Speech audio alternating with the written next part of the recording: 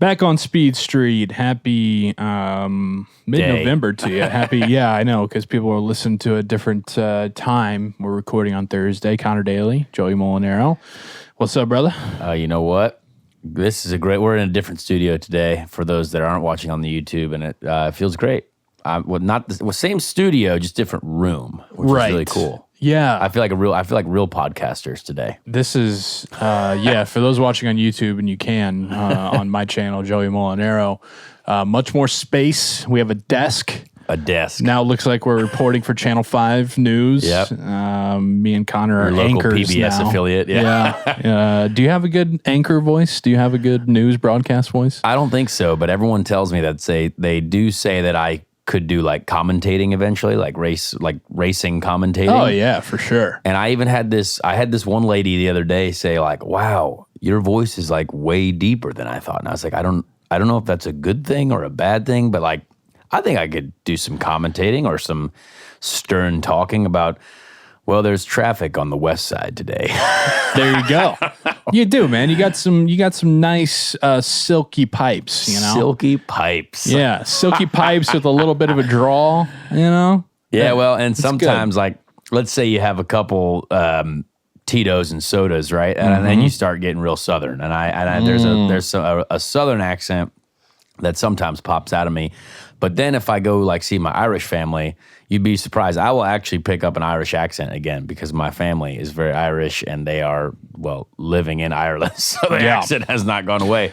So I can change. I have multiple identities, I think. I do. That happens to me too, though, dude. Because it's like if I when I go to Pittsburgh, and I go to Pittsburgh fairly regularly, Pittsburgh has a little bit an of accent. There's a Yinzer accent there, and so all of a sudden I start picking that up. That's why I'm like I'd like to go live in London for like 3 months because I really feel like if I came back from there after 3 months of being there, I would have a really, really solid British accent. Well, as someone who lived there for 3 years, yeah, tell me about it.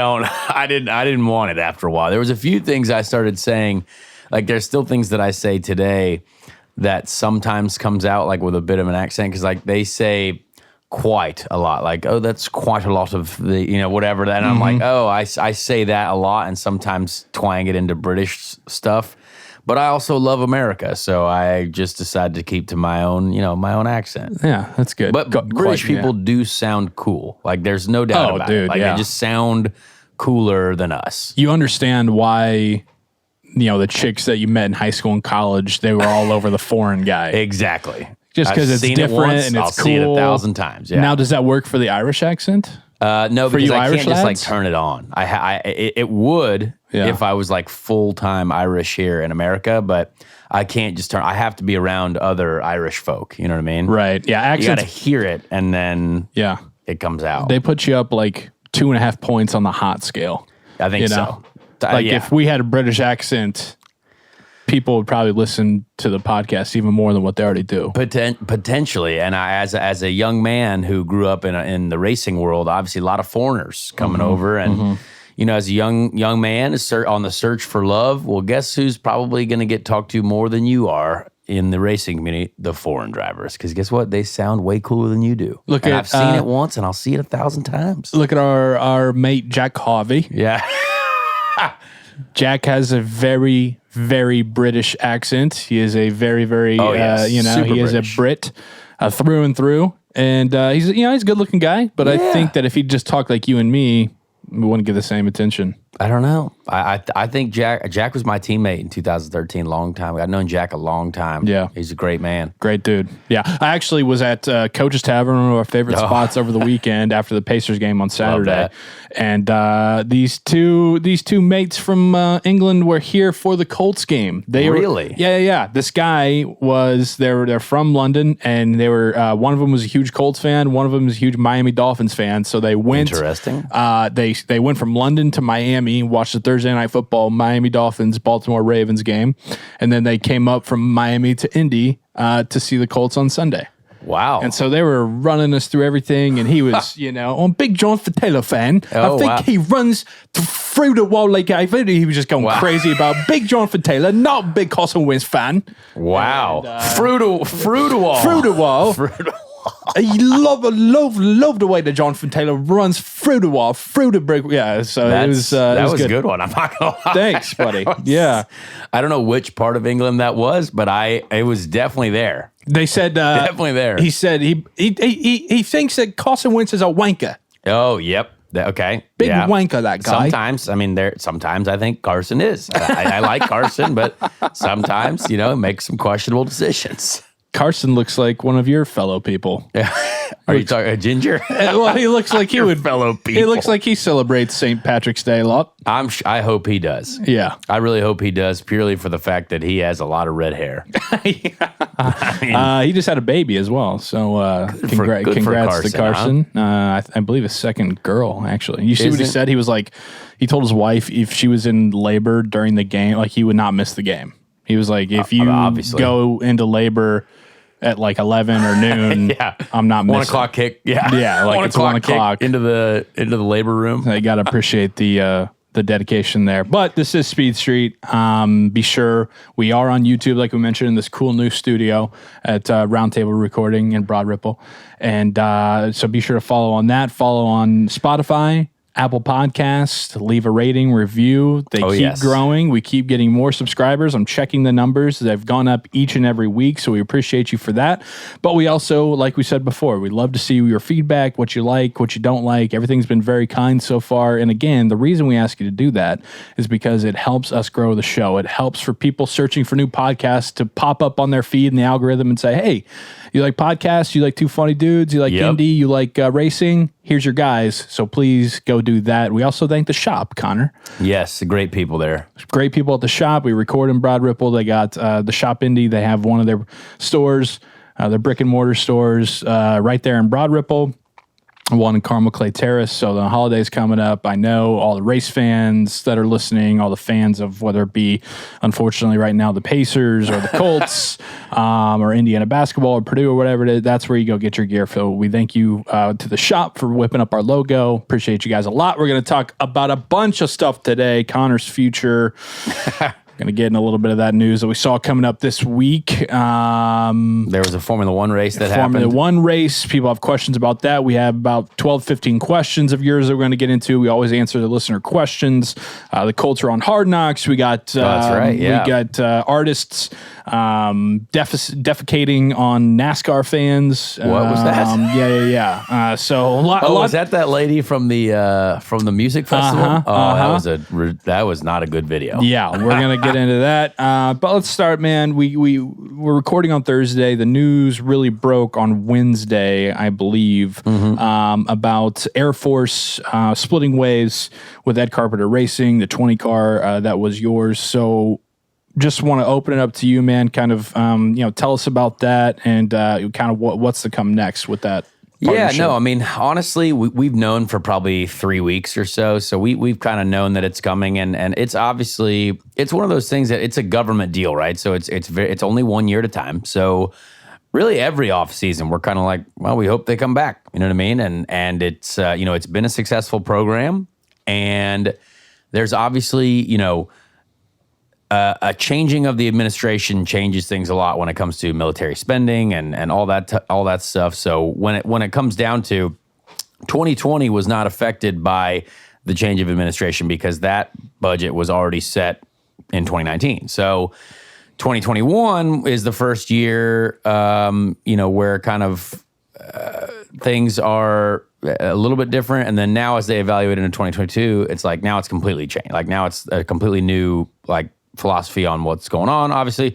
So there was a pretty big government budget cut when it came to the Air Force and what they could spend on in their recruiting budget. So yeah, we were definitely a victim of that. I think it wasn't necessarily anything that the team did or we did or anything like that, because I think for the most part we saw a lot of the numbers were very successful, but in the end, it's millions of dollars, right? So if the government, and the government, more than any other company, more than any other sponsorship type program, is very highly scrutinized. So we always knew that if there was, 1 year where the numbers weren't exactly where they needed to be, then it probably wasn't going to come back. When you say numbers, we're talking ROI, right? Like return on their investment. Got it. Yeah. So, we've done a great job, and I think sadly, over the last 2 years, obviously they've been difficult, right? There's been, the pandemic and all that stuff. So we didn't really get to fully use the budget, I would say, as much as we could. Because even at the beginning of the 2021 season this year, there were still restrictions in place. Couldn't necessarily do as much in the fan zone that the Air Force usually like to do with their recruiting setup. So it was definitely a bit of a shame. And I think, there's a couple factors that really lead to it. TV ratings are one thing that are very, very important as well, because if they back-to-back it to NASCAR, right? Because Air Force are still involved with NASCAR with Richard Petty Motorsports and Eric Jones. We still have work to do on the TV rating side. Like, everyone knows that. So I think IndyCar is doing a good job. It's going the right way. But yeah, we just weren't there overall. And it is what it is. Like, I think the marketing folks that are part of the Air Force deal, they're really upset about it because, they've really enjoyed it and the work that we've done and the progress that we've made. But yeah, I mean, it's government. So it's either yes or no. You're either in or out, and you got to make sure that, you're on the right side of it. And honestly, we still have the opportunity to potentially do the Indy 500 with them. I think they know how rewarding that event is. And obviously it went quite well for us last year. So they're definitely highly interested in, continuing to do maybe just the Indy 500 with me. It feels like it just makes, too much sense. Like a perfect marriage. Memorial Day weekend, Air Force. Exactly. I mean, come on. And so, and obviously that would be, a lesser, like, it's less than what they would have spent, for the major involvement that they would have had like last year. So it is what it is, man. I mean, I've been going along this, this off season as if they weren't going to come back, because you have to. So like we have other things in play, and I met with Ed yesterday, and we still have the potential to put the exact same program together in IndyCar. But I also have this plan B of potentially going NASCAR truck racing. Like I really, have this idea in my head that, look, if everything doesn't line up and we can't necessarily do a full season in IndyCar, it's hard to do like not quite a full season in IndyCar, because then you don't really feel like a placeholder, but you're just kind of like, you're there, but not really there. Like You're not competing for the championship. So like you're just there week in and week out and hoping that maybe you trip over a race win, or if everything, if the team and all of us together put everything in the right, in the right direction and we can get a win, that's awesome. But still, say we, win the first two races or something like that, it's like, well, you're not competing for the championship. So it's like, it's kind of an odd program. So I really hope to be able to put together something with Ed. And if we, have all the partners that we think we have, continue to move forward, then we could be there again, which is, a high possibility. So I know that there are other people in the running, though. There are other people out there with some budget, some money. And, we'll just have to see what happens. In the end, it's going to be up to Ed as well on what him and the team wants to do financially, because they got to keep the doors open. But yeah, we've got a plan A, we've got a plan B, and I think I still feel fine about everything. It is very sad. Like it's annoying to lose a big sponsor like that. It sucks. But if I didn't have anything going on the back end, then I'd be like, oh, that really sucks. But to be fair, we have a lot of stuff going on the back end, which is nice. So if it's plan B and you were to do NASCAR truck racing, so you'd still be able to potentially do the Indy 500, even if you were doing NASCAR truck racing? As far as I know, yes. There's a little bit of some interesting travel. I might have to do a private jet deal with someone. I don't know, but as I've looked at it, I do believe it is a possibility. And I mean, I've certainly moved forward as if it is. There's a couple truck races during the month of May, but a lot of them are at night, which help because obviously we don't do anything at night at the Indianapolis Motor Speedway. So we'll see. It's kind of all we got to figure out what we have first, and then we kind of go into the real details of it. Tough question on the spot here. Yes. If you had to choose doing the Indy 500 or a full season of truck racing, what do you do? Well, see, that's hard because the Indy 500 itself is awesome, but like think of the rest of the year where you're just sitting around and hating everything because you're not doing anything. You know what I mean? So I would honestly, if I had to choose one or the other, I would go full-time truck racing because it gives me a chance to compete every single weekend. Yeah. And if you then, move up the NASCAR ladder, like we obviously realize the Cup Series, it is possible to do the double, right? Like, so, you could do the Indy 500. I definitely don't think, it's impossible to, rule out either one. So we'll see. But that is a tough question. But I think for me, as a driver who wants to compete and wants to win races, I'd rather have 24 shots at that. Even though the Indy 500 is still the biggest, but going NASCAR racing and especially truck racing is still a very competitive, high level of motor racing.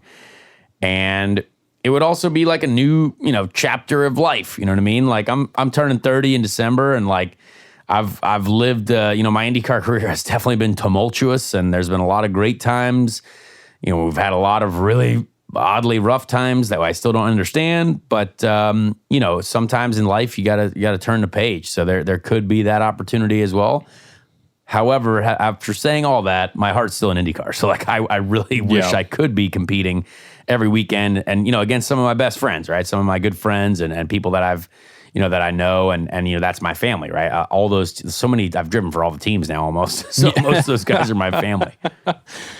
So with the truck series, then you kind of alluded to it, but it could potentially open up other doors in NASCAR, right? So if you go to the truck series, have success there, then all of a sudden you're finding yourself, in Xfinity, or then eventually there's those opportunities there. I mean, you hope so, yeah. I mean, that for me, if I was to do it, I'd definitely be committed, right? If you're going to go that route, you got to be committed. I might even have to move to Charlotte, so we might be doing our podcast via the Zoom network. Right. That's possible. That's fine. So we'll see. I mean, I think there's the possibility for multiple things to happen, but without a doubt, if you're going to do the NASCAR move, you got to be committed to it, and that's what I want to do. So we'll see. It's an interesting situation to be in.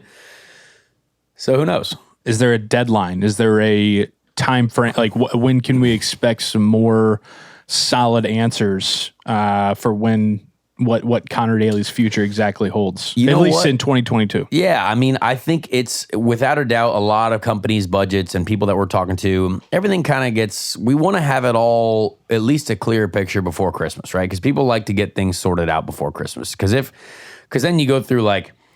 No one really does a lot of work the week of Christmas, and then no one really does a lot of work after like Christmas and New Year's is vacation for everyone, or they're like, we'll just get to it in January. You know what I mean? Like, I've been through that before, and then you get to the first week of January, and they're like, then you're hungover from Christmas and New Year's, and so you're like, well, now we're not going to do anything until like the second week of January. So why don't we just put it off till after the Super Bowl? Yeah, exactly. Now you're on an odd. Now it's the spring, and you're like, what happened to everyone? So I think realistically, getting things tied up, or at least a clear picture before Christmas, is the idea.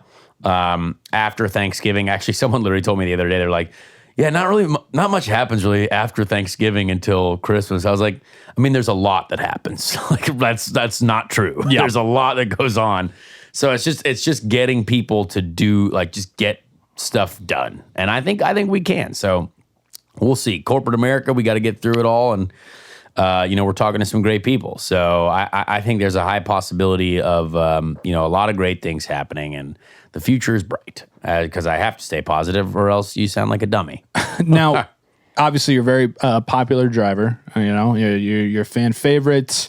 You have a really good social media following, whether it be Twitter, Instagram, Twitch, not whatever big enough, it is. Though. Not there's another okay. There's another story that comes with that. Okay, right. But how does that play into now when you're trying to link up with these companies? You're trying to, how much of that is a factor when you're putting it on the table? Hey, here's me as a driver, but also, I'm a really marketable guy. Yeah. Where does that come into play? Well, I think it's super important. I like one of the main companies that we're obviously working with is Mankind, who was the diabetes sponsor that I had for the Indy GP, the Tired of Pricks car, which was a great car. Great. And they obviously got in at a small level, just one event this year. And, we obviously want to grow that program. We did a lot of really cool stuff with, kids living with type 1 diabetes. Did a lot of speaking for them at different events on how, I've lived my life. It's something that is really, really cool. We got a lot of really great ideas, I think, for the future. Not only for, it's great to, be able to have a partnership like that. And like, yes, it helps me go racing, but also like, I want to help kids with diabetes, you know what I mean? And tell my story about that. And like, if I can, we've got this really cool idea that I probably can't spoil yet, but there's just a lot of cool stuff that I think we're putting together that could give, kids an opportunity to discover, hey, I could be a race car driver even though I have diabetes. You know what I mean? So there's a lot of cool stuff that we're working on there, and but again, it's hard. Like, it's hard to get people to spend $1 million, right? Like, it's not. Sure. I don't have $1 million to spend. You know what I mean? Like, there are a lot of companies who people say all the time, like, how do they not sponsor stuff? It's like, well, all these companies are successful because they're smart about the way they spend their money. You know what I mean? Like, it's not like they just throw money away. So, like, if we're gonna do it, like, it's got to be a program that's put together, right? So that's on me and my manager Andrew, and we're trying to put all these programs together and design. Like, we spent weeks and hours and days putting these programs together. And these are not small deals that we're working on. $1 million here, $1.5 million there. Whatever it is. It just takes time. It takes time, but it also takes it takes people believing it. You're like, hey, we're going to get this going. So there's a lot of business to it, and it's the most annoying part, right? Because, like, I just want to drive, but, like, there's very rare, and, like, there's just not many seats that, unless you have something that comes with you that's green and dollars, they have presidents on them. You know what I mean? Like, you really do have to have that, especially if you're going to turn the page and go to NASCAR. Be like, because no NASCAR team's gonna be like, great, we're going to hire this guy with no money. Perfect, awesome. You know what I mean? So it's it's an interesting position to be in, and I've kind of fallen off the wave of we're going to hire this guy, just because we like him. It's got to be like, hey, Conor, we love you, but, like, where's the budget going to come from? And I get it. So so that's what we got to do. It's all business this time of year, and it's challenging. Have you thought about getting into the crypto game? Because I don't think anybody really knows what that is. So you're just like, hey, I got 6 Bitcoins in my back pocket. Man, and they're like, oh, really? And you're like, yeah, it's could be pretty profitable here. You just kind of bullshit your way through it. I can't do that, but I mean, we met a lot of Bitcoin folks. Renus VK had the Bitcoin car last year. So I've learned a lot about the crypto game. I saw Roman Grosjean, old Roman Grosjeans, release some NFTs or whatever, and he got shredded for that. And I don't really know why.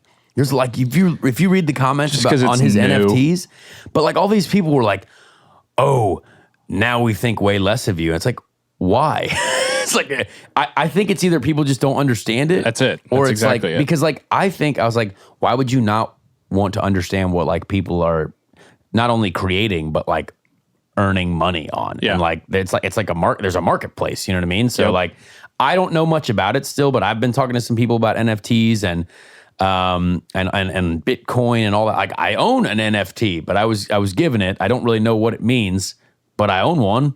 That's cool. Yeah. But there's, Landon Castle, a good friend of mine, he's got a crypto sponsor, Voyager, on his Xfinity car, and, like, so there are crypto companies that are getting involved in motorsport, which would be cool. But we don't have any deals that are cooking right now with anyone in the crypto space. But it's definitely a great idea because, I want to own all the Bitcoins. Oh, sure. Yeah. Apparently they're worth a lot. So let's get them. What was the meeting with Ed like? Oh, Ed's fine. I like Ed a lot. Ed's pretty realistic. He's got, he tells me how it is, and I tell him what I got. And then, I still train at the gym with him every day. So I see him every day. Saw him this morning. We'll see him tomorrow at the gym. You know what I mean? So, right. Like, is there, like, tension? Is it weird? No, not really, because, like, it's not really his fault, right? Because Air Force shut down. Okay. No, it's no one's fault. And, like, we all want to be better. Like, they're working on stuff. Because, like, when I go to Ed and I'm like, look, if I'm going to bring you another $2.5-3 million, whatever it is, like, I want to make sure that, like, because realistically, like, I'm a paying customer, right? So, like, if you go in there, you'd be like, well, I better, see, like, what are we doing to get better? What are we all doing to get better? And of course, those guys are like, they're working hard on being better because everyone wants to be better, right? But, like, as a steward of my sponsorship, right? Like, you got to be like, hey, what are we, like, how are we as a team going to take that next step? So, Ed's got that going on, and he's got other people. Obviously, I know of a couple other drivers that are in the game right now, right? And they might have more money than me, which is fine. But in the end, it's going to be down to Ed. Like, what does Ed want to keep the continuity going, keep the group effort going here? Or does he want to flip a page as well? Like maybe me flipping a page in life. So who knows, man? But I definitely don't mind having those conversations. It's annoying because I always undersell myself. I think like I wish I had a manager for the longest time, but I've never had one until now. But even now, my manager, Andrew, is more like on the business side. So he's not necessarily going to the teams and being like, hey, Conor, I'm going to sell you to this team today and they're going to hire you because of this. And so like, I'm the one doing the talk, but like I always if I'm going to go buy a car, right, I'm going to offer them the price that they said. I'm not going to be like, hey, I'll give you $3,000 less than, I'm not going to hustle anyone because I can't do that. I don't have that in me. You know what I mean? So don't take advantage of me if you're trying to sell me something now. But it's something that you need a good Italian. Fair, you need a good Italian salesman on your side. I do. You need a Joe Molinaro on your side to come in and just a gangster. Exactly. That's what I need. Yeah. So so I always I've gotten tougher on that stuff and I've been a little bit better I think recently, but it's still hard. It's annoying to have those hard conversations, but thankfully none of them have been too hard so far. Do you think if it was any other owner that it would be more hard, or is Ed the easiest one you think to talk to, or you can't really say to? I don't know. All owners, have a similar. Everyone wants to keep the doors open, right? Everyone wants to keep the doors lights open. on. I've enjoyed. I know Ed. I know Ed's family. I mean, I trained in Ed's house every day during the pandemic of 2020. You know what I mean?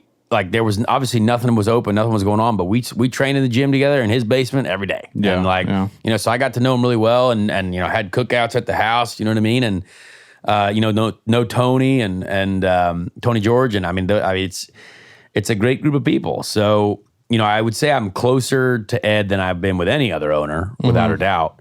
But everyone's got to keep the doors open. Business first, I think. And that's what matters. And you got to always remember that for sure. Have you talked to any other drivers, any of your buddies, any advice going around? Not really. I haven't seen Alex in forever. I haven't seen anyone in a long time. The only person what's Rossi doing? He's traveling the freaking world, man. Racing all kinds of stuff. Yeah, man, I haven't really talked. Hinch texted me yesterday, like, hey, man, sorry about that. And actually, Grosjean texted me. I talked to Grosjean more than really anyone about random stuff, and he's kind of always been wanting an update on it. He texted me this morning. He say, sorry, man, sorry to hear about the Air Force. So he's been cool. But yeah, I mean, haven't really seen many other drivers. Like, went out to the Nitro Rallycross race over the weekend, and they had interest in having you out, too, this weekend. I know, man. But don't worry, because my race got canceled too, so now I'm not going. You're either. not going? Yeah. Okay. Yeah. Well, I felt bad, because it's a very kind offer, and let's get to the story. But we've been traveling like crazy. We got some things going on this weekend that I'll get to. So what's the story? What happened? Why you get canceled this weekend? Well, so this is a tough one. This is how the week has gone. You know what I mean? We got sponsors pulling out. It rains, it pours. Man, it rains, it pours. It's a monsoon right now. So a couple weeks ago, Travis Pastrana, great friend of mine, incredible human being, an American hero. He comes up to me. He's obviously started this Nitro Rallycross series, which is absolutely a great series, tremendous series. There's a lot of manufacturers in there: Subaru, Honda, Audi, a lot of Ford, everyone. So Travis has said, "Hey, we're gonna try to get you in for a race in California, in like a kind of like a celebrity car, like a car that's kind of rotate. Like Kyle Busch was in it last weekend, and they want to have like Joey Logano or Kyle Larson or people from other series in this car, which would have been a Subaru, like factory Subaru effort, like would have been Travis's teammate. And honestly, I was like, yes, absolutely. Like that was a dream of mine. Like I was, I've been a Subaru owner since I was 16. I have a Subaru STI in my garage. Nice.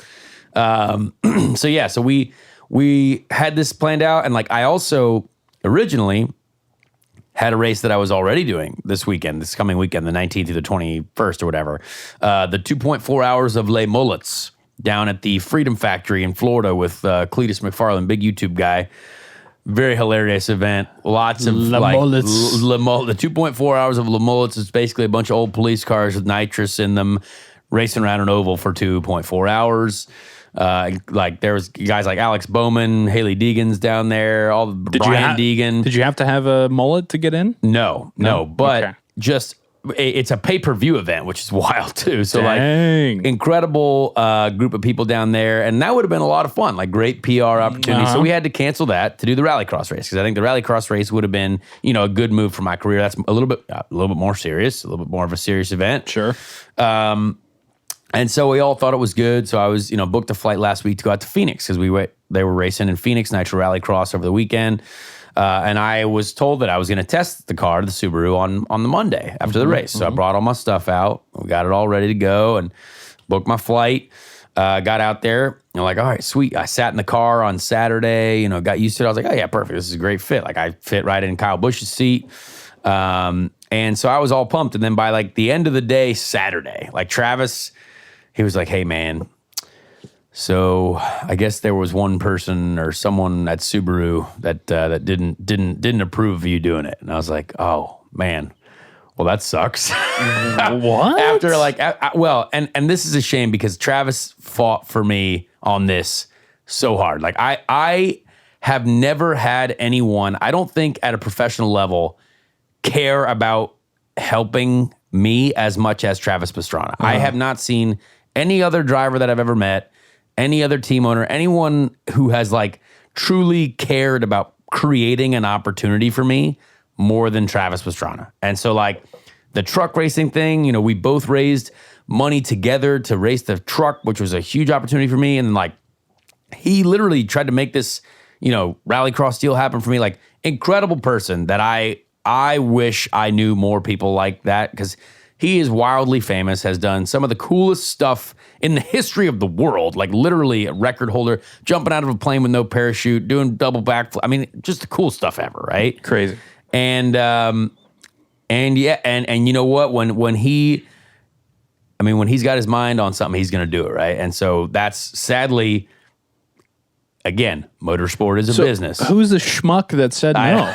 I don't know. Well, I cannot speak bad about them because I don't know. Apparently, I still think that like I wasn't a big enough name, but there's also apparently like someone told me last night, oh, well, I know the real reason, but I can't tell you. I'm like, well, what does that mean? Like, I don't care. You can tell me. I don't mind. You know what I mean?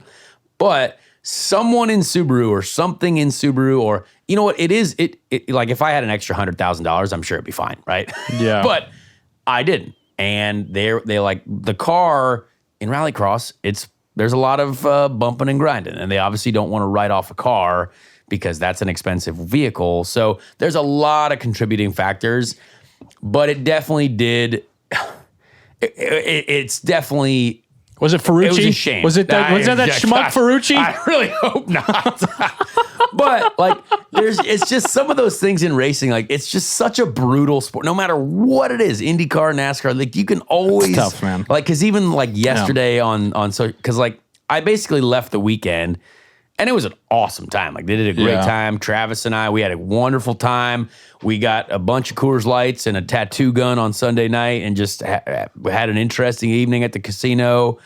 Wait, did you get another tattoo? No, I did not. Thankfully, I avoided one this time. But there were some other folks, friends of ours. Were you giving tattoos? I did not give one either, but I watched some people give tattoos that were not qualified tattoo artists. Love it. Coors Lights and tattoo guns, it was hilarious. I watched a lot of things take place there. And again, great community of people out there. The Nitro crew, all of his guys, Travis's guys, were all very nice people. But it's still, it was, I don't know what happened. And it makes me, you ever have things happen to you where like, now, like someone, it's not like, I mean, I don't want to be aggressive and say like I was kind of screwed in this whole deal, but like if you were, now I'm like, do I sell my Subaru? Like I was never going to sell it, but I'm like, or like now, like all I want to do is like win everything the rest of my life, which I obviously want to do anything. And then like if somehow, I don't know, there's just. You got the chip on your shoulder. It's just this big chip. Yeah. And like they were cool to me, but also, then I see them post on social media, oh, who do you want to see in the celebrity car this weekend? And I was like, wait a second, I thought you guys weren't going to run it. So dude. it's I don't know. I've been told a few different things, but realistically, Travis worked his butt off to try to get me in that. And he's still probably one of the coolest people that I've ever known. And I'm always thankful to him. But yeah, it was just a shame I did not get to do that. And now I'm doing no racing this weekend. So I'm going to be at Indy. But it was fun. And they did want us to come out there. So there was a good idea. They were like, which I was blown away at. One of the guys at Nitro was like, oh, hey, can we get Joey out here? I said, Joey who? Molinaro? My Joey? And they're like, yeah. And I was like, I mean, I'll ask him. Yeah, why not? Well, hey, man, I'm honored. So they're a big fan of yours, too. Yeah, I'm honored. I would have loved to. Again, we've been traveling like crazy, and then this weekend I'm actually going to Jack Harlow tomorrow night. Oh, Friday night. I'm not a Jack Harlow fan. Why not? Well, he came to perform in Indy not too long ago, and he took all the ladies in the town. I basically just took them from our little table area. Yeah, okay. So you know what? I respect him, though. Very talented human being. Right, yeah. So, Mantis, young Mantis, Austin Taylor? Yeah. Fellow Indy guy. He's really good buddies. He's really good buddies with Jack Harlow. Really? And that's hilarious. And so he got me and Rye and him. We're in VIP on Friday night. Oh. So I actually did see him there at the last concert as well. That's where I saw him last. I think Polizzi was there too. Yes. Yeah. And so we're doing that on Friday night. That was actually after you had told me about the Nitro Cross thing. But yeah, so we're doing that on Friday night, hoping to hang with Jack Harlow. I already have my wife, so luckily he's not going to be stealing. Hopefully he doesn't steal that lady watch from out, me. Bro. The music game is a tough game out here. Tough business. Hopefully he doesn't. Shit. But then Saturday, I'm hosting a college football watch party at Brothers. Really? Downtown Indy, Brothers, with the Indianapolis host committee for the college football national championship, because the national championship is in Indy. Well, everyone in Indianapolis better be going to that. Yeah, maybe that's where I need to go. That's where you go. Brothers will be downtown. Will I get in there? Because there's usually a line outside of Brothers. There's not going to be any cover. It's during the day. There's always a line, bro. It's during the day. It's Brothers. Anytime I walk to Brothers, there's a line around the block. 11:30. So we're starting early. It's going to be a day party, 11:30. I'll be there till about 3 or 4, whatever. In the morning. And we're going 11:30 to 3 a.m. close time. Yep. So you guys, if you don't have anything going on, should definitely come out. Conor, you should come out as well. Deepu, maybe bring I'll everybody. Be there. Yeah. And we'll have a great time. But who are we betting on Saturday? Who are our locks? Who are our locks for the weekend? I haven't looked too much. I got Oregon plus 3.5. Michigan State and Ohio State play. That should be a fun one. Yeah. Purdue plays at Wrigley Field against Northwestern at noon. So big spread on that Ohio State game. 20 points or something like that. Really? Yeah. Dang. Michigan State plus 20 or something like that. People are high. People are high on Ohio State. Yeah, they are.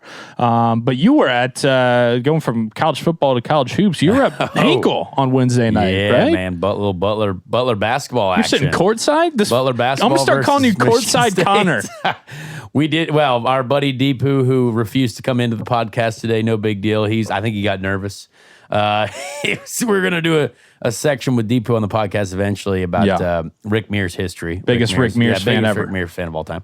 But yeah, we got some incredible tickets through his friends to sit on the floor at Hinkle Fieldhouse, which was really an incredible experience. Hinkle is a great place to watch basketball. Like I love basketball. I got to shoot around there on the court a little bit back when Joey Brunk was playing at Butler. Love Joey Brunk. And Paul Jorgensen. Paulie J. Who plays now overseas. So that was really, really cool. And yeah, it was a tough scene last night for Butler. Yeah. It was a tough game to watch, honestly. But there were a lot of energy. 9,100 people out there last night. Wow. Yeah, it was a big crowd. Sellout crowd, apparently. And it was awesome. I love getting into live sports here in the off season when I can just get in, watch some basketball, watch some football, whatever it is.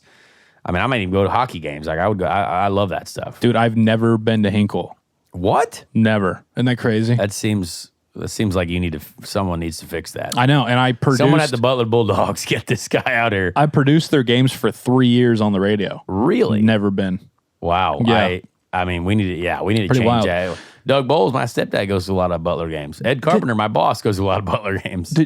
Doug went to Butler. That's what I was going to say. Yeah, they both went to Butler, right? Yeah. Mm-hmm. So, did they go there at the same time? No, I don't. Doug's think a little bit older. Doug's a little bit older. Yes. Yeah. Gotcha. At least I think so. This is this is just out of the blue question, kind of what I do. But Deepu, and you can pass on this. What does Deepu do? He works at First Internet Bank. That guy just FIB. That guy just lives the life. Man. Oh yeah, incredible lifestyle. If you don't, a lot of people might not know who this guy is, but he's one of my closest friends in the Indianapolis area. Some people call him the mayor of the city because he runs, basically everything and he knows everyone. Definitely. And so yeah, he's a great guy and just knows everyone and is a good businessman and just lives life the right way at full throttle all the time, just like Rick Mears would. The phrase, if you think of a socialite. Yes. That is Deepu. Socialite, the captain of the socialites. The man is like great. He's like Jay Gatsby. He's just everywhere doing everything. Like it's insane. It's phenomenal that he lives that way. I love it. That's true. Yeah, so I do need to get to Hinkle. While you were there last night, you said you got a FaceTime from our old friend Chase Briscoe. So last night we're sitting at the game and Chase Briscoe, incredible NASCAR driver, He was texting me. He's like, "Oh man, Hinkle looks like it's rocking." And I was like, "Yeah, man, you watching?" He's like, "No, I'm in the race car." I said, "What do you mean?" And NASCAR was testing yesterday at Charlotte all day and apparently into the night as well. And Chase was sitting in his NASCAR Cup car, new next gen car, and FaceTimes me from the race seat. And I was showing him the court, what was going on in the game, and he was just sitting in the car. And I love a good seat FaceTime. I think that's hilarious when your drivers are just kind of hanging out and it's just a funny scene. I wonder what the people behind me thought, honestly. Like, who's this weirdo in a helmet with a Huffy bicycle sticker on his visor? Like, what's going on here? See, what hilarious. I need is safely, right? And when they're not going full speed, but I need just sitting in the pits, right? But I need a driving FaceTime. I need like a Ricky Bobby driving FaceTime. Phone call situation. Can't do it, man. Yeah. That would be highly frowned upon. Too much money involved. Highly frowned upon. Too much sadly. danger going on. Yeah. That's all right. Something else in NASCAR I wanted to get to and get your thoughts on. Oh, yeah. NASCAR's banned the band Brass Against, the artist Brass Against. What is that? I don't know what that is. For peeing on fans at a show. Oh. I don't know if you saw this or not. Was that at that Rock Fest or Rockville? Rockville? Yeah, Brass Against singer apologizes for peeing on fans' face as NASCAR permanently bans the band from its venues. Really? Because it was at Daytona. Yeah, well, let's see. I think the event was at Daytona. At least that seems to be the case for Brass Against and their singer Sophie Urista, who on Tuesday night issued yet another apology for her actions this past weekend at Welcome to Rockville Festival in Daytona Beach, Florida. I know a girl that was working down there and saw this event happen in real time. And again, it's a terrible thing. It's very disgusting. And if you want to watch, the videos are on the internet, I'm sure. But this was just a wild scene that happened at a racetrack at a music festival, Daytona. And you know what? Interesting deal. I'd be sure. I'd make sure to be very specific if you're going to look it up, though, because I can assure you this probably is not the only video of someone peeing on somebody on the internet. I've heard about that. Yeah. Make sure the Brass Against, the singer, NASCAR include all of those phrases. Yeah. Keywords are important. Exactly. Keywords are important. So she says, this artist, Sophie Urista, says, "I've always pushed the limits in music and stage. That night I pushed the limits too far." Hey, no shit. Yeah. Yeah. I mean, it was vile. "I love my family, the band, and the fans more than anything, and I know that some were hurt or offended by what I did. I apologize to them.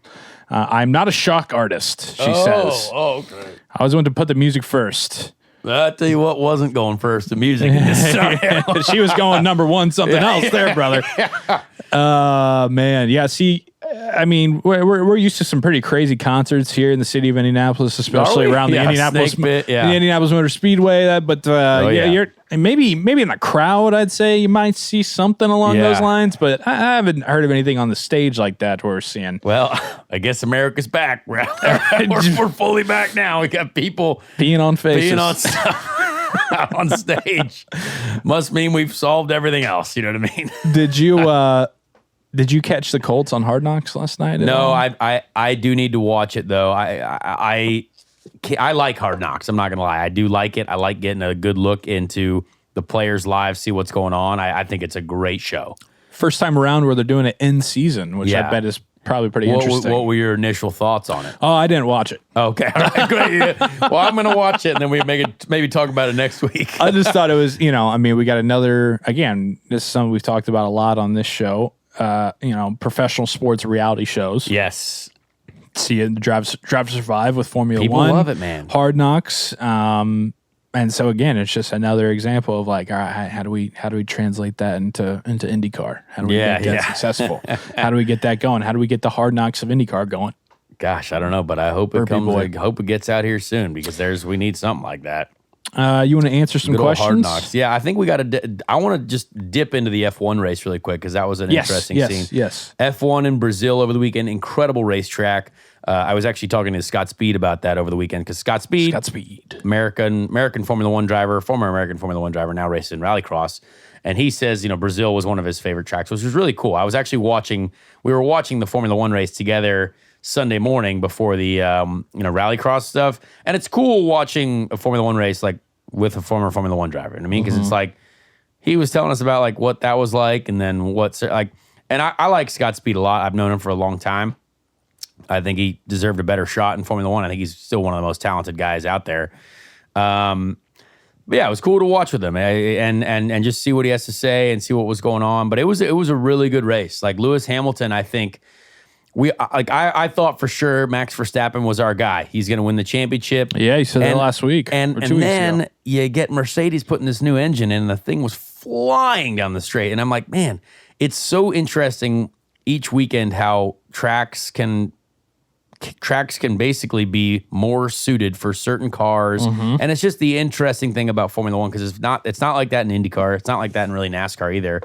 But Lewis Hamilton looked like he had about 20 mile an hour on everyone on the straights, but he was also doing an incredible job. The guy had to start last in the sprint race on Saturday, get up to fifth, start fifth, and then try to win the race, and he did win the race. And him and Max had an incredible battle. There was a lot of argument over Max driving Lewis off the track. I don't know if you saw that at all, but I saw Twitter was blown up. There was a lot of, and I got on this Racing Spaces thing on Twitter where people were talking about racing and talking about this incident for a long time. And it's something that people were like, oh, Max should have been penalized for it. And I was like, guys, literally every racing driver has done that to another racing driver. Like if you're on the inside and there's someone trying to pass you on the outside, you are going to try to drive that person off the track. Like it's just what's going to happen. I can point to 3 instances right out the gate where I was done that. That was done to me this year. You know what I mean? Yeah. So like I've seen, I didn't talk to Scott McLaughlin for 2 weeks after he shoved me off the track of Road America. Like I was like, that's just what happens. No penalties for that. You know what I mean? And then, there's obviously the extreme. If you're on the inside and you do actually hit that person off the track, well, then maybe that's a little bit different. But this is like a no contact type scenario. So I think Max for sure is fine. You're going to do that. If Lewis was there in the inside, he would have done the same thing to Max, and everyone's going to complain about it. So it's just right now there's a lot of drama in Formula One. I think it's a little bit over dramatized a little bit. Sometimes it's like, guys, they're racing. I'm sorry, but like if you're going to come down to penalties all the time, like it's not going to be great. So like I like that there was no penalty. I think it's a normal racing thing. And that's what happens. So. Yeah, I saw Graham Rahal either last week or this past weekend. He said something on Twitter about like, F1 has mastered the TV part of reality racing, but now they just really need to work on the racing part. And I was like, damn, all right. That's cool. I mean, and to be fair, like it's good that they've got the good broadcast and they've got the good, drama going on. But yes, there's a the penalty side and the FIA interactions, I think there's a little bit too much of that, but also you got to be fair. Like if you're going to penalize someone, will penalize the same thing for the rest of the people. You know what I mean? So that's it. I think it's still a great season for them, but now that there's more and more eyes from the U.S., guess who loves conflict and getting into people's lives? Well, Americans. Yeah, reality show. Yeah. I mean, guess who the loves country reality? run by the Kardashians. Yeah, exactly. Guess who loves reality TV drama and stuff like that? America. And now that America's getting more involved, it's going to get dramatic. Yep. So that was one thing I wanted to get to on the Formula One race because it was fantastic. And again, the championship battle is going to go down all the way to the end. Where are they heading to next? Qatar. They're in Doha, Qatar. I've only flown through the Qatar airport, and it was a really nice airport, but I've not raced that track. Isn't that one of the wealthiest places? I assume so. I don't know. I actually believe it's pronounced Cater. No, it's not. Really? It's definitely not. I thought that was a whole thing. Okay. I thought that was a whole thing about the World Cup. Trust me, Joey. That's not how you pronounce it. We're not going catering here. All right. Cater. That's the most American thing you've ever said. All right, let's get into some questions here. Yeah, let's bring it on. From Eric W. Lundquist. Top 3 Thanksgiving sides. Ooh, I love egg. You go first on that one. All right. Yeah. Thanksgiving next week. Week out from that. One of the best holidays out there. One is mashed potatoes. I'm not a potatoes guy. Mashed? No. You don't have a good plate of mashed potatoes on your Thanksgiving? Disgusting. Dries my mouth out. I can't do it. Gravy? No. Mashed potatoes are one of my least favorite things on the entire planet. And I'm a weirdo for saying that. I know. All right. Mashed potatoes, green beans, and then stuffing. I mean, that's the 3. That's the Holy Trinity. That's the Holy Trinity. I'm a big corn guy, corn casserole guy. Oh, God. I love a good corn casserole, man. Are you kidding me? Give me some nice sweet corn or some sort of cornbread type casserole thing. And maybe you're talking about drying out corn casserole? No. It's delicious. It's got to be nice and wonderful. I think my mom makes this corn casserole thing. Maybe it's got a little spice in there. Maybe a little hot peppers, corn hot peppers. I don't know. Okay. There's something delicious about that. I am a green bean guy though as well. Green beans are important. Yeah. But I don't eat turkey, so like I can't like I'm a pescatarian sort of right now. So I'm a big fish guy. So my mom kind of creates some interesting dishes. But for me, there's also sweet potatoes. Again, not a fan. I can't do it. I don't like sweet potatoes that much. Yeah. I just mashed potato. I mean, that's Thanksgiving, dude. I might limit my sides and then just go green beans and corn casserole. What about mac and cheese? Oh, actually, stuffing. Oh, mac. If there's mac and cheese there, I'm definitely going to see. You know what's weird though is mac and cheese kind of they play. They're kind of an all year round player. Oh well, yeah. Because you're having stuffing is very unique. I would say stuffing would be it. Yeah. Stuffing is Thanksgiving, but mac and cheese, that's 4th of July, brother. Mac and cheese is in 20 minutes. Yeah. It could be today. Dude, you're having it at Easter. Oh. You're having it at Father's Day. Arbor Day. New Year. I mean, it's everywhere. Yeah. But you see mac and cheese on Thanksgiving, you're not passing that up. No, absolutely not. Yeah. From Sam Hay here. Are you and Conor going to race the 206 class at Whiteland next season? Boy, Joey, I'd love to see you in the 206 class. Put me out there, man. I don't know. I don't even know if you know what that is, but it's a great go-kart. It's a great go-kart class. My little brother raced it. It's a fun competitive division. So what is that? What is the 206? It's not a lot of horsepower. It's beginner level essentially. All right. You know what? It's enough speed to have a great time. Sounds perfect for me. We are definitely going to get you out in a go-kart there at some point. Sounds very uneventful for you. No, it's fun. Like if you get into proper racing those things, it's a lot of bump drafting, rubbing as racing type stuff. You know what I mean? All right. Yeah, I would love to. Yeah, because I think Sam's out there. I think he goes and races with your brother too. There you go. So we get out there. From T. Breidenbach 14, soft or hard tortillas? Ooh, soft all day. Don't give me a hard taco. That's just disgusting. I feel like I'm eating a soggy Dorito with my taco. It's always. I mean, do you ever mix it up though at all? I'm a soft guy too. If I am like really desperately hungry, am I going to eat a hard shell taco? You don't like that crunch though? But what I am okay with is, I don't know if you remember or know, or if Taco Bell still does this, but I know where you're going. The hard shell inside of the soft shell. Isn't that a gordita? Some sort of gordita, or I don't know, whatever that is. John, do you know? I'm okay with a gordita. Yeah, I will have that because sometimes they put a little cheese in between the two layers, a little hard shell cheese and soft shell. That I will have because it feels better on the initial mouth crunch than just going hard right out the gate. What about when you have a hard shell and because it always kind of crumbles when you bite into it? Then I don't like that. But then afterwards, it's nice because you kind of have nachos. Right, so you have like the taco, but now your hands are covered in crap, and like you gotta get a fork and like soft taco. Guess what?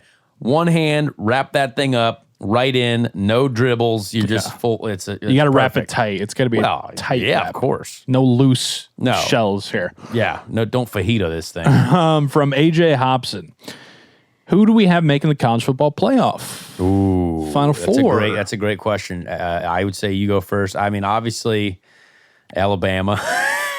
I don't know. I haven't paid much attention. I have bet on some college football. I have. But I want to know. I want to know your 4. Is Cincinnati going to get in there? That is big. Because I feel like I don't like to see. What I don't like to see is the power schools always making it. You know what I mean? Like, I get it. They got big programs. You know what I mean? Yep. I wish my whole thing is I wish the college football playoffs was at least 8 teams. At least. You're an underdog guy. You Absolutely. I want number 2 Cincinnati or whatever to come from the 8th seed, because obviously they're not ranked powerfully, and go all the way to the final. You know what I mean? Okay. Like, I want to see some other schools get a chance. That's what I want to see. Gotcha.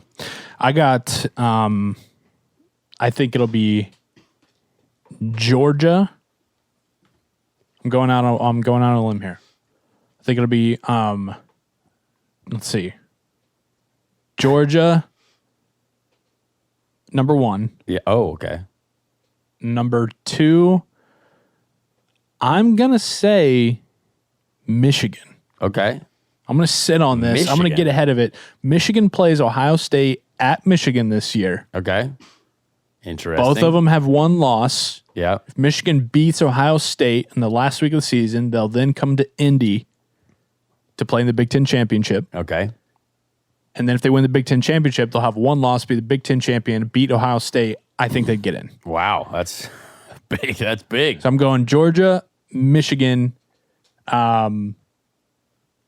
Notre Dame, and how have I not heard Cincinnati Alabama yet? Where's Alabama in this? Alabama's getting beat. Are they not good? Alabama's getting beat by Georgia in the SEC championship. Okay. Give them 2 losses. Oh, see, I just thought always Alabama beats everyone by 60. Alabama already has 1 loss, but then they're probably, if they get by...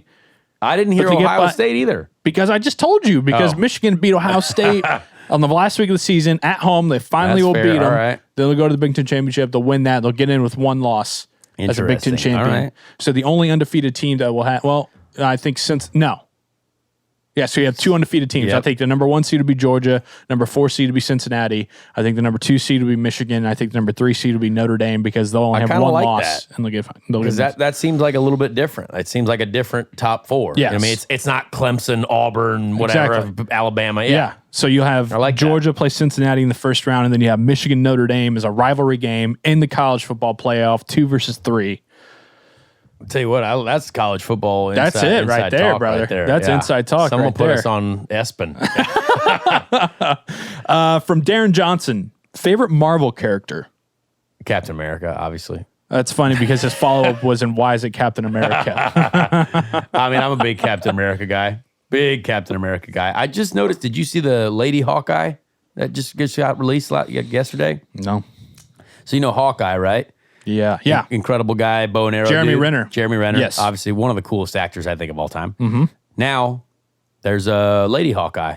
Haley Steinfeld is her name. Oh, really? Yeah. Haley Steinfeld is Lady Hawkeye now, which oddly, I just, because Haley Steinfeld's brother, Griffin Steinfeld, is a friend of mine. Of course. Really nice guy. Well, really random. And I did not know, this is one of the most hilarious discoveries of all time over the last couple weeks.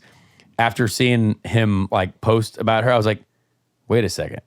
That's his sister? I was like, I had no idea. But Griffin is big into racing. He does a lot of drag racing stuff. We did the limo hot tub jump at Travis Pastrana's house with him. No joke. In 4th of July. Yeah. Really nice guy. And I was like, oh man, that's kind of cool. Your sister is wildly famous. Yeah. I haven't talked to him about it yet at all, because I don't want to be like, hey, that weird guy that's hey, your sister's really famous. That's cool. You know what I mean? Because I like Griffin's my friend. You know what I mean? Yeah. But it's hilarious. He was at the premiere last night for Lady Hawkeye or whatever. It's Hawkeye, but now there's 2 of them. I guess. I don't really know. I didn't know much about it until I just saw it posted on the internet yesterday. So as soon as you mentioned her name, I was like, he somehow has a tie to her. You have a 6 degree separation to literally everybody. Well, it's now that we're talking about Marvel characters, I was like, here we go. It was just an interesting topic. Life is hilarious. There's 6 degrees of separation. Absolutely. You kind of hit on this a lot actually at the start. But Alan wants to know if not IndyCar full time, what series would you want to do full time? I think for me, it's got to be truck racing right out the gate. Want to make the switch to NASCAR and just get into it. That's my option. Okay. And then 2 more here from Nathan_A. Did Max intentionally force Lewis off the track? Absolutely. But that's what any other driver would do too. I think the interesting part about it is sometimes you can go side by side through these corners. Sometimes, but it's rare because on a road course, like if that guy's making the move underneath you, whoa, yeah, I mean, it's already a late braking maneuver. And so when you brake late on the inside, guess where your car is going to go? Well, you're going to drift a little bit to the outside because you got to use that space. So I think that's racing. That's motorsport. That's it. That's racing, baby. That's racing. And then the last one here from the Jake Spooner. If you were able to win the lottery, or if you were to win the lottery, what's one outrageous purchase you would make? You go first. I have a lot of plans for this, honestly. I would build the most ridiculous house. Okay. It's not buying things, but I want a house with a motocross track that you could obviously drive, not everything like Can-Ams, motocross, four-wheelers, everything. I want a full track. I want a giant foam pit, and I want a pool, a big pool, and something that would launch you from the pool to the foam pit. Like a jet ski. And so like you could jet ski from the pool into the foam pit. And now is there a return? Do you have like a slingshot to then bring you back from the No, just a hoist to the pool? A hoist, a nice hoist. Okay. Yeah. And I think just fun stuff. I want to have the ability to have also an oval track, a pavement oval track at my house. Yeah. Where we could just drive stuff and a fleet of vehicles. That'd be awesome. So like I think if I won the lottery, obviously that would cost a lot of money. Where you building that? Where you building that? I don't know. Like, West Lafayette. Yeah, somewhere a lot of land. Get out there. Obviously. I don't know. I think Indiana would be a pretty fun place. But also maybe not. Like maybe you go out into the middle of Wyoming and do that. You know what I mean? Like get in the mountains a little bit. Maybe get Montana, Wyoming, somewhere where you can avoid taxes, obviously. Sure.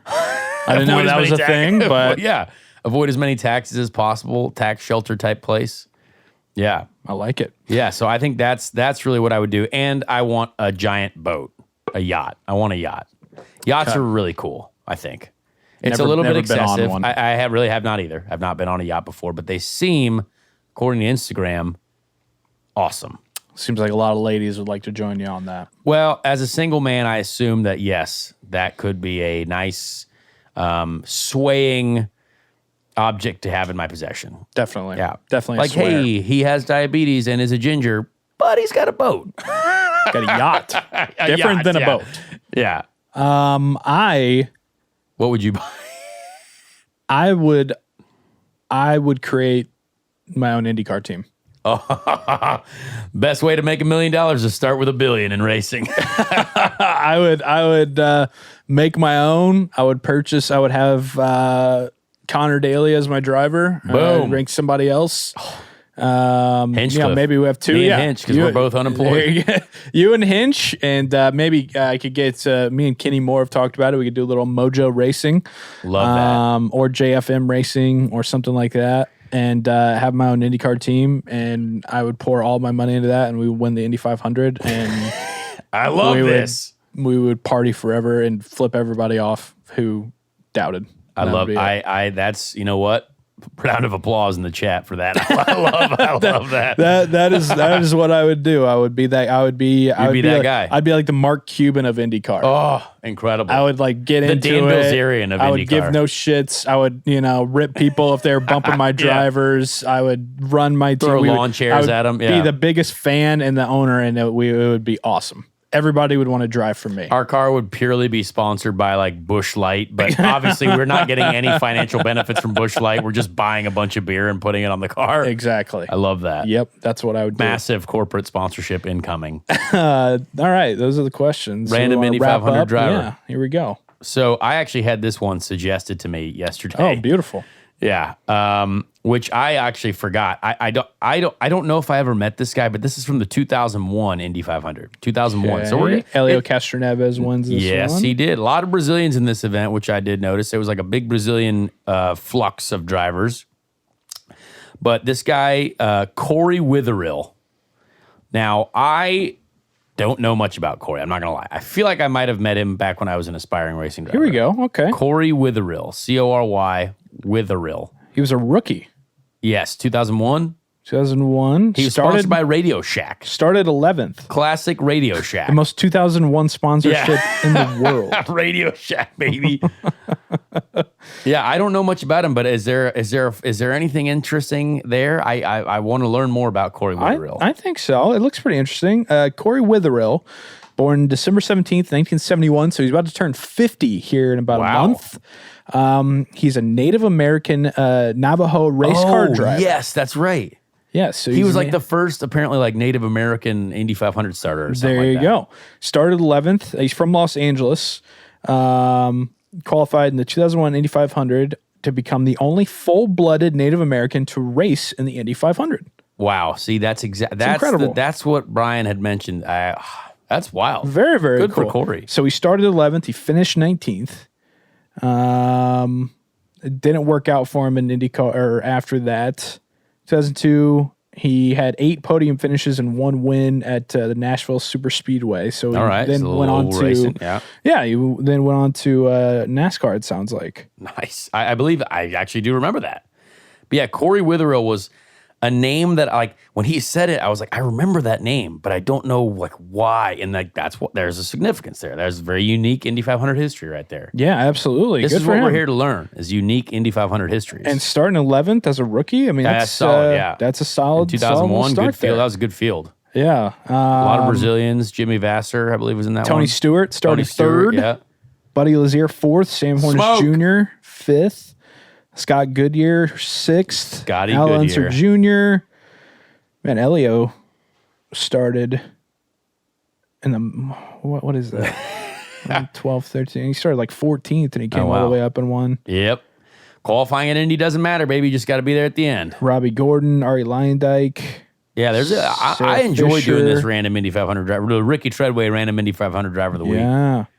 There was. Let's see. There's 5 Brazilians in this race. Yeah. in that 500. You want to see if I can name them all? Yeah. Okay. Felipe Giafoni, Elio Castroneves, Gilles de Ferran, Bruno Junqueira. Yep. And Tony Kanaan. No. Drove the 88 car. 88. Oh. Starts with an A. Ayrton Dare. Nice. Ha! Yes! I just named all 5 Brazilians. Nailed it, bro. I love that. Our former Ricky Treadway Random Indy 500 Driver of the Week, Stan Waddles, failed to qualify. Waddles. Oh, man. Old Stanny. Yeah, Stanny Waddles not making it in the 01 field. Oh, tough look for our boy there, Stan. Hey, that's why he's a random one. Yeah, old Stan. There you go. We learned, though. That's our guy now. All right. That's beautiful. Shout out to Corey Witherill there in the 01 Indy 500 field. Absolutely. Beautiful. So this weekend, like you said, Conor, unfortunately, got no racing. A little screw job out of the racing there. Everybody knows where I'll be now. So Saturday, come on down to Brothers, downtown Indy. Going to be having a great time watching college football, hanging, eating food, drinking beers and beverages. White Claws, maybe. So have some fun with us down there. Again, be sure to follow on Apple Podcasts, on Spotify. Rate us, review us, so it helps the algorithm, so we keep shooting up those charts. Yep. Thank you so much. Thanks to the Shop Indy for the logo, the beautiful logo, the Speed Street design. We're on YouTube as well. Just search Joey Molinaro. You can catch us in this awesome new big studio that we're in. Conor, you got anything else? That's it. Appreciate everyone, as always, for listening, and it's really cool to hear who has been listening to us. So, like, I think this has gone further than I really expected, because I didn't know. I like talking about motor racing, and I like talking with my friend here, Joey. So, yeah, it's cool to see where it's gone, and keep spreading the word if you can. We appreciate it. Yep. Thank you. We'll talk to you next week on Speed Street.